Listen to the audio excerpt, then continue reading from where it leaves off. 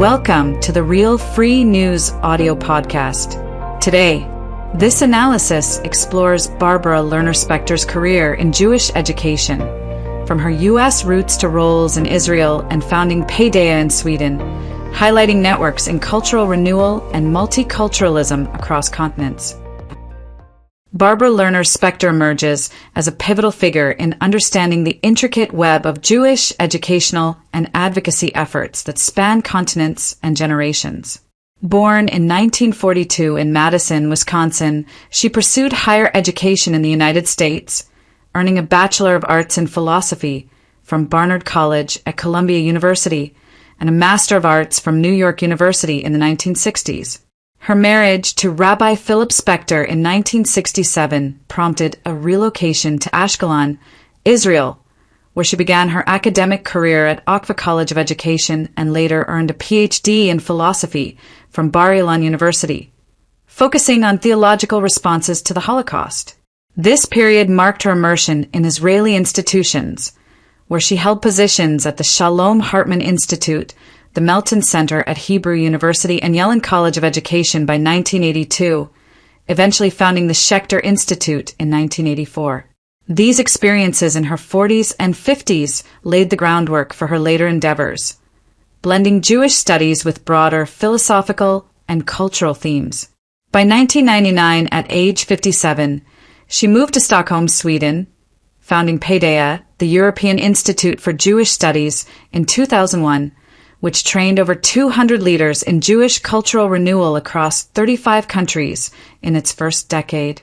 Her 2010 interview statement on multiculturalism in Europe underscored her role in promoting societal transformations, positioning Jews at the center of shifts from monolithic to diverse societies.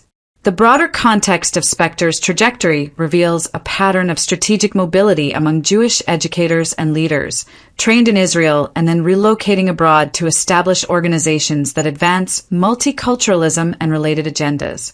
This movement, evident in the 1990s and 2000s, aligns with waves of immigration to and emigration from Israel, where institutions refined curricula on Jewish identity, history, and pluralism over decades following the state's formation in 1948.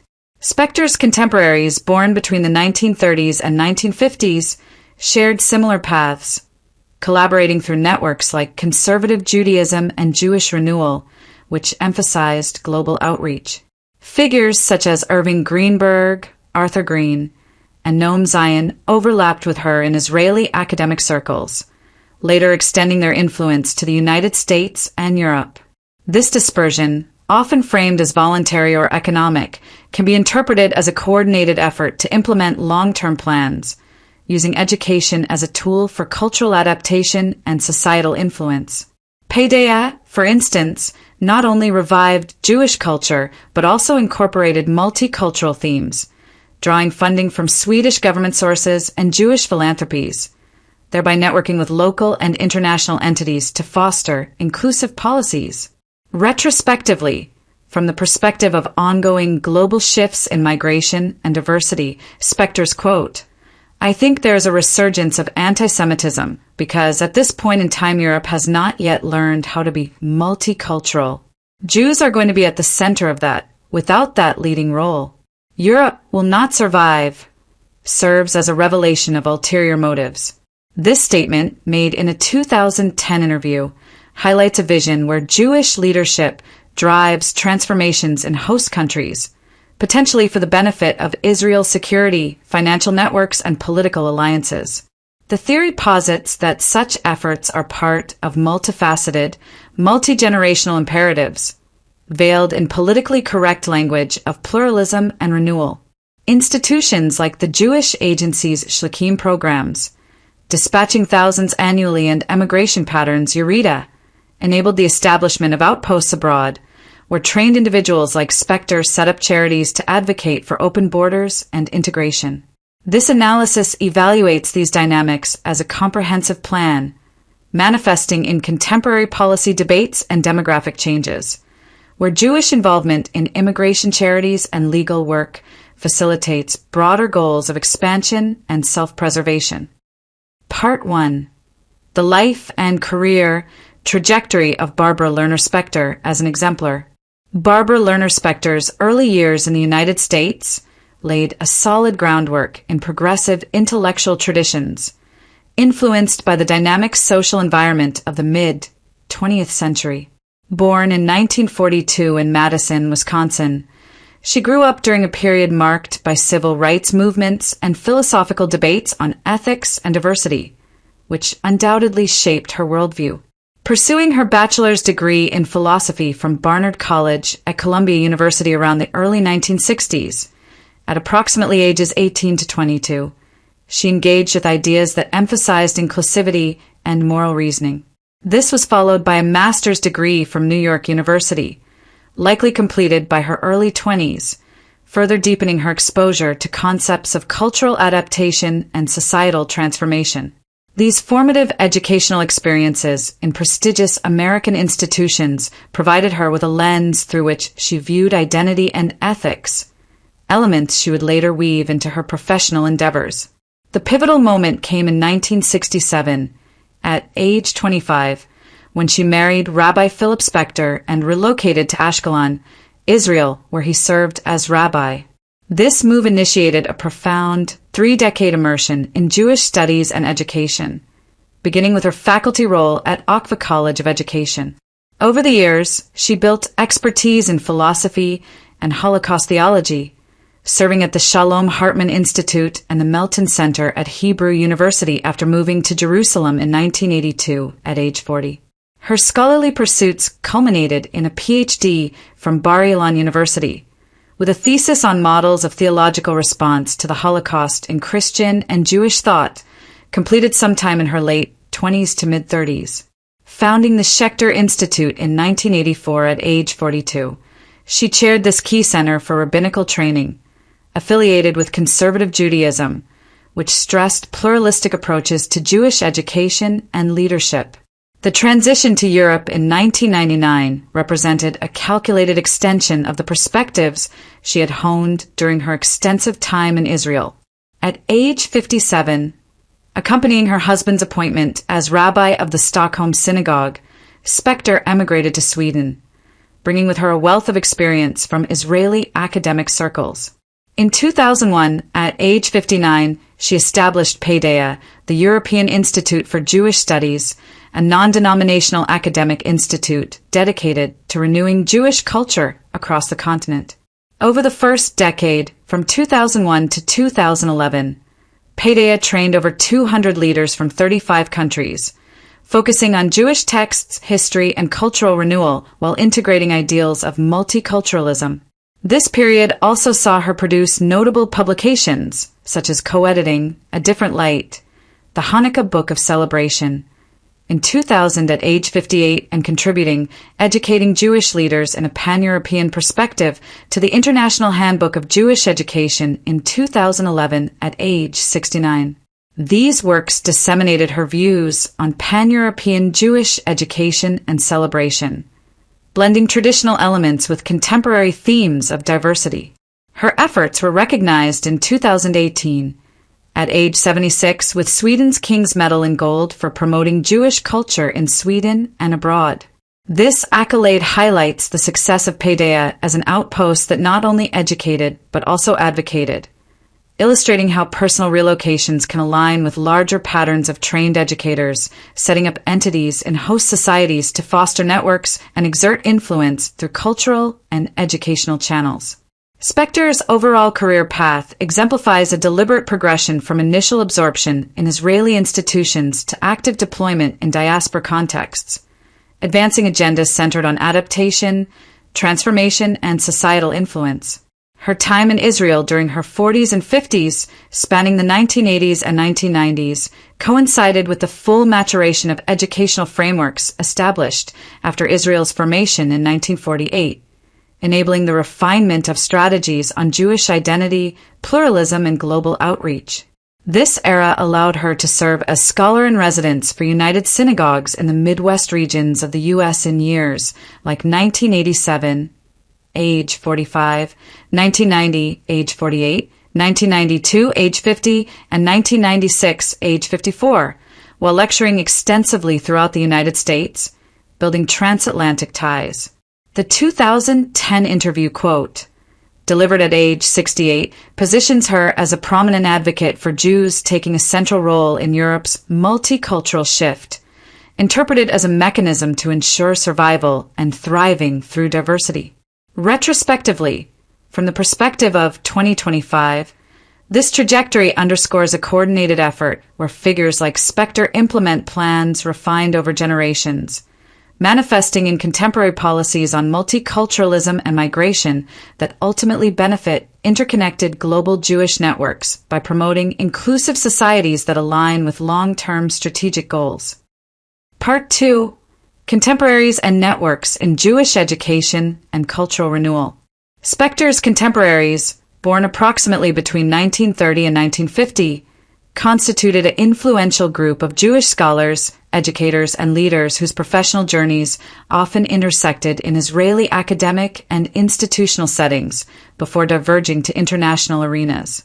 Individuals such as Irving Greenberg, born 1933, a rabbi and scholar specializing in Holocaust theology and ethics, overlapped with Spectre through shared networks like the Shalom Hartman Institute, where philosophical and theological discussions flourished. Greenberg later founded CLAL, the National Jewish Center for Learning and Leadership in the United States, focusing on innovative approaches to Jewish ethics and leadership training.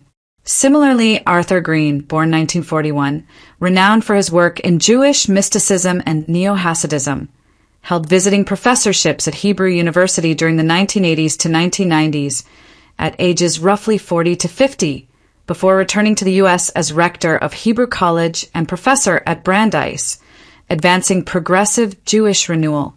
Robert Chazan, born 1936, a medieval Jewish historian, spent significant time at Hebrew University in the 1980s, around ages 45 to 55, contributing to studies on Jewish-Christian relations and European Jewish history, then relocating back to New York University to continue his academic influence.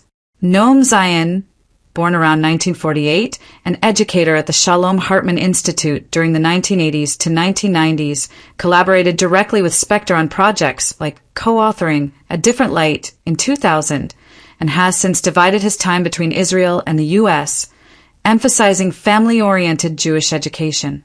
These figures, united by similar age ranges and shared interests in philosophy, theology, cultural revival, and educational innovation, demonstrate a recurring pattern where intensive training in Israel precedes deployment to broader international roles, extending the reach of refined strategies. Contemporaries with a stronger European focus further expand the network's geographical and thematic scope, illustrating how these connections facilitated cross-continental influence. Jonathan Maganit, born 1942, a British rabbi and biblical scholar who served as principal of Leo Beck College in London, trained rabbis for European Jewish communities, echoing Paideia's emphasis on leadership development in multicultural contexts. Charlotte Knobloch, born 1932, a prominent German Jewish communal leader and president of the Central Council of Jews in Germany, advocated for cultural revival and anti-Semitism efforts in post-Holocaust Europe, aligning closely with Spectre's work on minority citizenship and identity renewal. Feminist theologians like Rachel Adler, born 1943, a professor at Hebrew Union College focusing on Jewish ethics and gender, and Judith Plasko, born 1947, emerita at Manhattan College and co-founder of Jewish feminist theology, drew influences from Israeli circles while pioneering inclusive rituals and thought in the U.S. They contributed to networks such as Bet Deborah, a Berlin-based group founded in 1999 for empowering Jewish women, which addressed charity, teaching, and integration in European settings. Michael Lerner, born 1943, rabbi and editor of Tikka magazine, led progressive Judaism and social justice initiatives, overlapping with renewal movements that emphasized activism in diverse societies.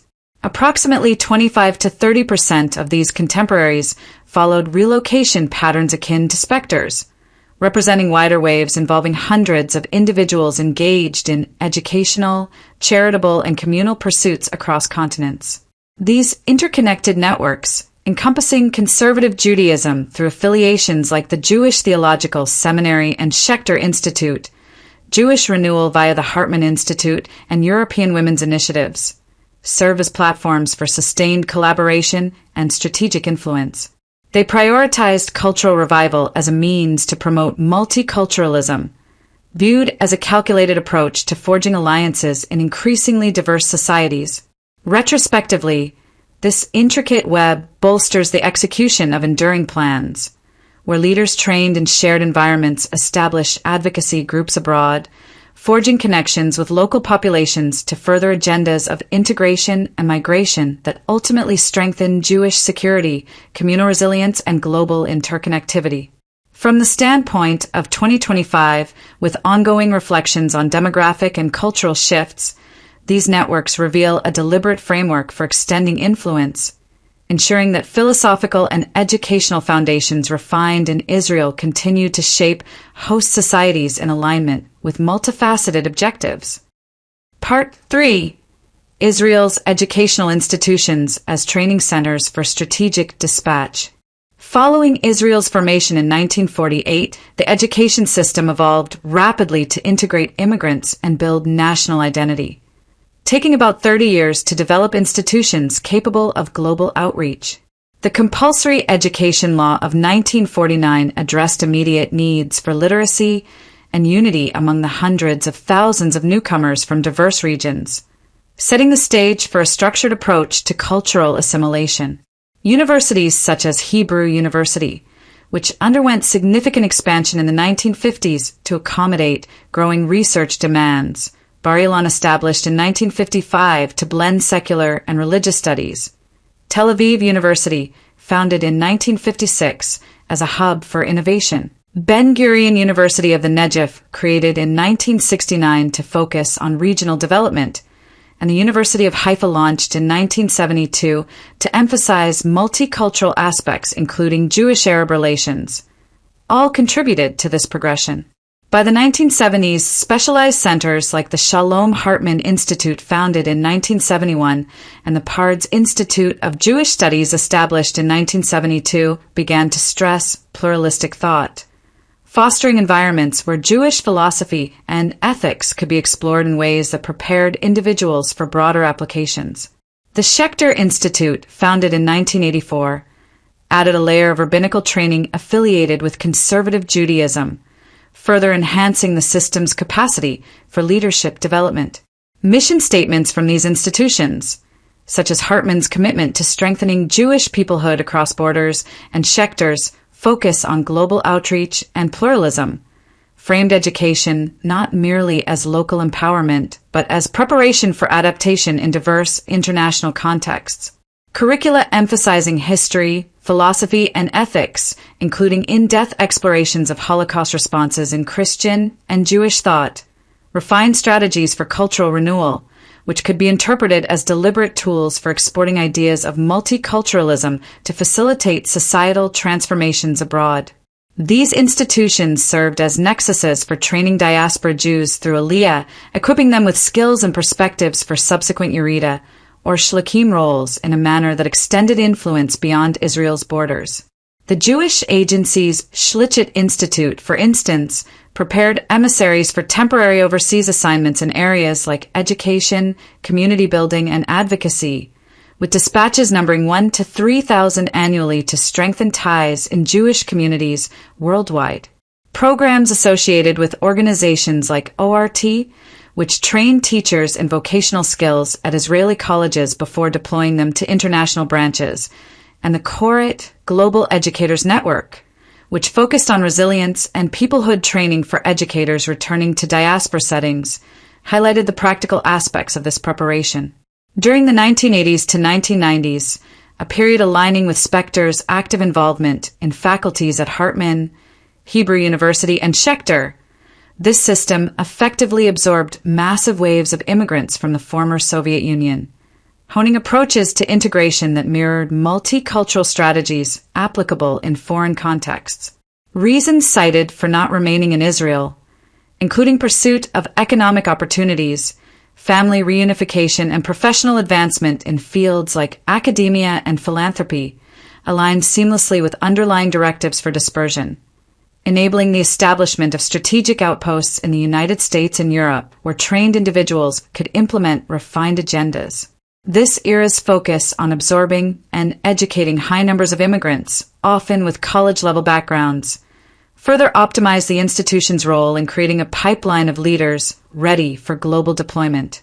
Retrospectively, this development supports a multi-generational plan where education veils imperatives for expansion, ensuring that the foundational work post-1948 culminates in lasting influence.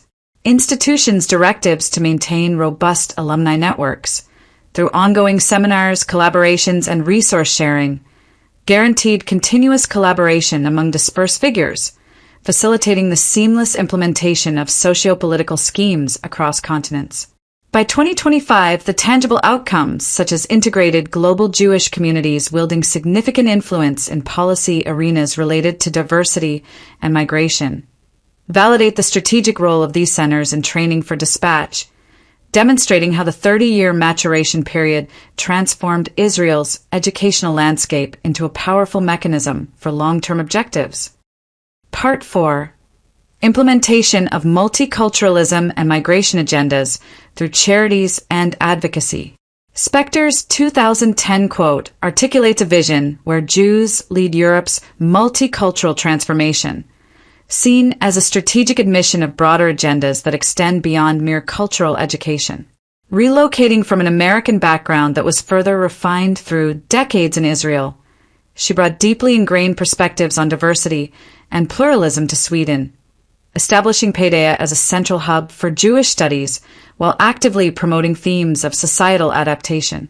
This institute, operational since 2001 and having trained over 500 fellows from various countries by later years, secured funding from public Swedish sources and international Jewish philanthropic networks, enabling it to network extensively across Europe. By focusing on leaders in Jewish texts, history, and cultural renewal, Paideia incorporated multicultural themes essential for facilitating shifts in host societies, positioning education as a gateway to broader transformations. Such efforts, often veiled in the language of renewal and interfaith dialogue, facilitated alliances that effectively opened borders, addressing potential anti-Semitism through strategic integration and ultimately benefiting Jewish security and influence in diaspora settings.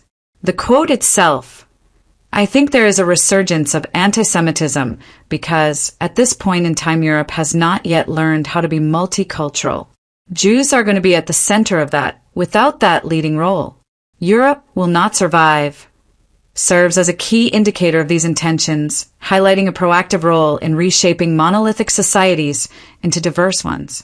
Charities and advocacy groups serve as implementation tools in this framework, extending the reach of Israeli-trained individuals into practical applications abroad. Organizations like the Joint Distribution Committee, with components involving training in Israel before extension to U.S. and European branches, supported vocational education and integration programs tailored for immigrants, aligning with historical patterns of Jewish involvement in such initiatives. Similarly, ORT's global network trained educators in Israel for deployment to international sites, emphasizing skills in STEM and resilience that could underpin multicultural adaptation efforts. Networks such as Teach First Israel, in partnership with the Joint Distribution Committee, and the United Jewish Educators connected alumni on a global scale, probing and advancing migration-friendly policies through collaborative projects. Approximately 10 to 20% of Aliyah waves engaged in Eureka, leading to the establishment of entities that funded legal work, aid programs, and community support, much like the historical facilitation of immigration through groups such as HIS. These mechanisms, fully operational during the 1990s to 2000s wave of movements, have manifested in contemporary demographic changes, where the indoctrination of multicultural values through educational and charitable channels has paved the way for more open policies on borders and integration. The multifaceted goals, encompassing religious peoplehood, political power, and financial expansion, underpin these implementations, utilizing politically correct terms to mask underlying directives for influence. Retrospectively, Today's migration debates and cultural shifts reflect the resounding success of this comprehensive plan, where dispatched leaders like Spectre insert refined strategies into the fabric of host countries, building networks that ensure ongoing advantages for Israel's global positioning. By 2025, the persistence of these efforts in policy influence, philanthropy, and advocacy underscores how charities act as enduring outposts, continuing to advance agendas that originated in Israeli training centers and now shape international dynamics. Conclusion: affirming the comprehensive nature of Jewish immigration strategies. The analysis reveals a coherent strategy of training and dispatch embedded in Israel's educational framework, where figures like Barbara Lerner Spectre exemplify the process of acquiring skills in Jewish studies and philosophy before extending them abroad. Her progression from American academia to Israeli institutions and then to establishing Paideia in Sweden demonstrates how such mobility advances multiculturalism as a core agenda. Contemporaries sharing similar timelines and networks, including scholars in theology and history, follow parallel paths, underscoring a deliberate pattern of relocation to promote cultural renewal and societal adaptation. Institutions refined curricula on ethics and pluralism to prepare leaders for these roles, with charities serving as vehicles for implementing diversity as essential for survival and influence. Broader implications show how these efforts align with Israel's multifaceted imperatives, including religious peoplehood, political leverage, and financial networks. By fostering alliances in diverse environments, the strategy ensures self-preservation while enabling expansion through integrated global communities. Veiled language in institutional missions and statements, like Spectre's, highlights ulterior motives for societal transformation, positioning Jewish leadership at the forefront of shifts that mitigate anti-Semitism and enhance security. Networks comprising hundreds of trained individuals, from emissaries to alumni, sustain ongoing collaboration, probing and shaping socio-political schemes that influence policies on integration and borders. This approach manifests in integrated societies where multicultural values facilitate demographic changes, validating the theory through observable alignments with long-term goals. Spectre's contributions, as emblematic of her cohort, illustrate effective insertion into host frameworks via educational and advocacy outposts, yielding outcomes that strengthen Jewish and Israeli positions worldwide. The multi-step process encompassing training, dispatch, networking, and influence operates through organizations like Paideia and similar entities, which blend Jewish history with pluralism to build supportive alliances. Such implementations, funded by public and philanthropic sources, extend influence across continents, ensuring continuity in advancing these agendas. Ultimately, the comprehensive nature of the plan affirms educational nexuses as enablers of generational continuity, where refined strategies from post-1948 developments continue to drive transformations. The role of charities and advocacy groups in this framework underscores their function as tools for embedding multicultural and migration agendas, benefiting overarching objectives of power and preservation. Findings from the patterns observed in Spectre's era and beyond confirm the success of these coordinated efforts, where deliberate mobility and institutional preparation culminate in enduring global impacts that align precisely with the intended Jewish and Israeli aims. I think there's a resurgence of anti-Semitism because at this point in time, Europe has not yet learned how to be multicultural. And I think we're going to be part of the throes of that transformation, which must take place. Europe is not going to be the monolithic societies that they once were in the last century. Jews are going to be at the center of that. It's a huge transformation for Europe to make. They are now going into a multicultural mode, and Jews will be resented because of our leading role. But without that leading role and without that transformation, Europe will not survive.